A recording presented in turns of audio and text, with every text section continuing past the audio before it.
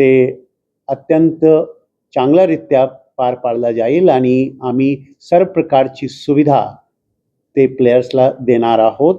यामध्ये आम्हाला जे पिंपरी चिंचवड म्युनिसिपल कॉर्पोरेशन आहे, महापालिका आहे, ते सर्वोत्तरी मदत करत आहेत. या व्यतिरिक्त SBI, state bank of India and UBI हे दोन्ही आम्हाला भरपूर मदत करीत आहे. या व्यतिरिक्त सुहाना मसाले आणि वेंकीज आणि बिस्लरी, एमक्योर हे सर्व आम्हाला मदत करत आहेत. कारण एवढा मोठा कार्यक्रम आयोजित करण्यामध्ये सर्वांच्या सहकार्य लागतोच. ते प्रिझम आणि हा जे हॉटेल आहे हिल्टन, ते पण आमचे हॉस्पिटॅलिटी पार्टनर्स आहेत. श्री आसवाणी साहेबांनी पण यामध्ये मदत केलेली आहे.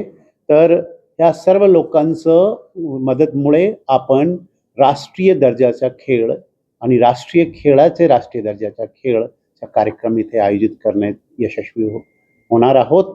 आपण सर्वांचं पण सहकार्य तेवढे गरजेचे आहे आणि हे जे मॅचेस होईल त्यांना उत्साहवर्धन करण्यासाठी, प्रोत्साहन देण्यासाठी आपण मोठ्या संख्येत इकडे यावेत. कारण हॉकीला जर योग्य रीत्याने मोठ्या संख्येने दर्शक मिळाले नाही तर हॉकीचं प्रमोशन होणार नाही.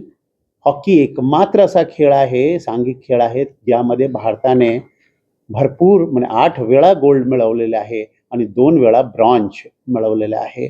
बाकी कोणत्याही खेळामध्ये, सांघिक खेळामध्ये आम्ही नेत्रदीपक कामगिरी करू शकलेलो नाही.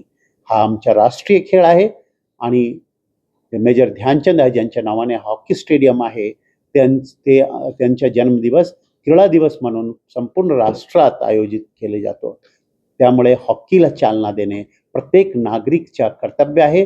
प्रत्येक विद्यालय, प्रत्येक महाविद्यालय आणि प्रत्येक शिक्षक आणि स्टुडंट म्हणजे छात्र आणि छात्रा आणि विद्यार्थिनीचं कर्तव्य आहे आणि मोठ्या संख्येत या प्रतिस्पर्धा बघण्यासाठी यावेत.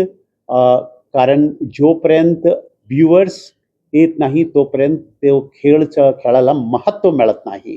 त्यामुळे तुमचं ह्या खेळाला जर बघण्यासाठी तुम्ही आले तर आपला राष्ट्रीय खेळला एक दर्जा मिळेल आणि राष्ट्रीय दर्जाचा खेळ तुम्हाला बघायला मिळेल. हे एकमेकांशी अन्योन्याश्रित आहेत.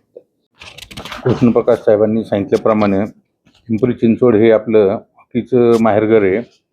मेजर ध्यानचंद हॉकी स्टेडियमवरती 12 ते 23 ऑगस्ट या दरम्यान आपले मॅचेस होणार आहेत.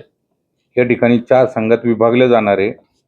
याच्यामध्ये जे पूल ए आहे त्यामध्ये झारखंड, हॉकी पंजाब, चंदीगड यांचा समावेश आहे. पूल बी मध्ये हरियाणा, ओडिशा, बंगाल हे संघ राहतील. तसेच सी मध्ये उत्तर प्रदेश, मणिपूर यांचे स्थान आहे आणि यामध्येच महाराष्ट्रही खेळला जाईल. आणि डी मध्ये छत्तीसगड, मध्य प्रदेश आणि हिमाचल असे ब्लॉक केलेले आहेत आपण. त्याच्यामधून प्रत्येक ह्याच्यातनं 2-2 टीम सिलेक्ट केल्या जातील आणि त्यानंतर अंतिम सामना त्याच्यामध्ये होईल. याच्यामध्ये महिलांचं सुद्धा हॉकी स्पर्धा आपण आयोजित केलेली आहे आणि याचं पूर्ण नियोजन हे यूट्यूबवरती लाईव्ह होणार आहे. याच्यामध्ये हॉकी इंडियामध्ये येईल, हॉकी महाराष्ट्र आणि शेवटचे 4 दिवस हे दूरदर्शन चॅनलमध्ये दाखवले जाणार आहे. म्हणजे पूर्ण भारतामध्ये याचं जास्तीत जास्त प्रदर्शन कसं होईल यासाठी केलं जाणार आहे. आणि तसेच भोरे साहेब यांचंही अतिशय चांगल्या पद्धतीचं नियोजन आहे आणि पिंपरी चिंचवड महानगर पालिकेतर्फे महापौर असतील, उपमहापौर असतील, तसेच स्टँडिंग चेअरमन असतील आणि आमचं सर्वांचं चांगल्या पद्धतीने योगदान यामध्ये राहणार आहे. आणि चांगल्या पद्धतीचं जेवण तसेच येण्या जाण्याच्यासाठी सुविधा या पालिकेतर्फे उपलब्ध आहे.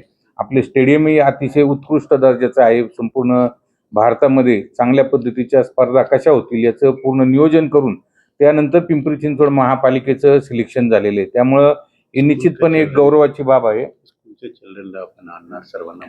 संपूर्ण पिंपरी चिंचवड शहरातले जेवढे आपले शाळा आहेत त्यातल्या विद्यार्थ्यांनाही आपण या ठिकाणी जाणीवपूर्वक आणणार आहोत की जेणेकरून त्या खेळ पाहिल्यानंतर त्यांच्यामध्ये चांगल्या पद्धतीचं इन्स्पिरेशन होऊन ते या हॉकीच्या खेळाकडे चांगल्या पद्धतीने आकृष्ट होतील आणि आपल्या पिंपरी चिंचवडचं हॉकीचं प्रेम वाढेल.